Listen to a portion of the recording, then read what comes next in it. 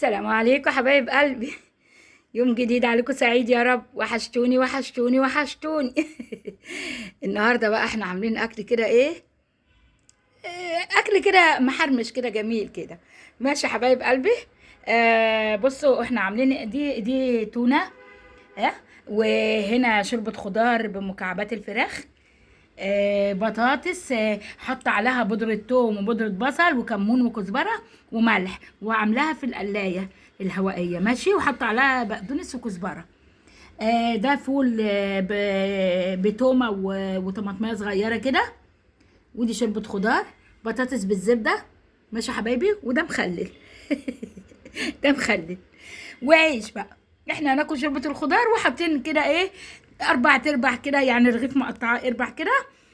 اللي عاوز عيش هياكل، اللي هياكل شوربة خضار وخلاص هيشبع الحمد لله، يبقى الحمد لله.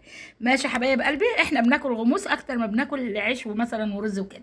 مش عاملين رز النهارده ولا مكرونات ولا حاجه. ده بالنسبه للغداء النهارده حبايب قلبي. وحشتوني وحشتوني وحشتوني. اهو بطاطس بالزبدة، لسان شوربة خضار بمكعبات الفراخ ولسان العصفور، كوسة، بطاطس، جزر. ماشي يا حبايب قلبي اهو. وده فول بالدمعة، ودي بطاطس محمرة، ودي تونة اهي. اتفضلوا معانا حبايب قلبي، وحشتوني حبايبي، وحشتوني والله. ماشي يا حبايب قلبي. يلا لا اله الا الله. سلام عليكم حبايبي، سلام.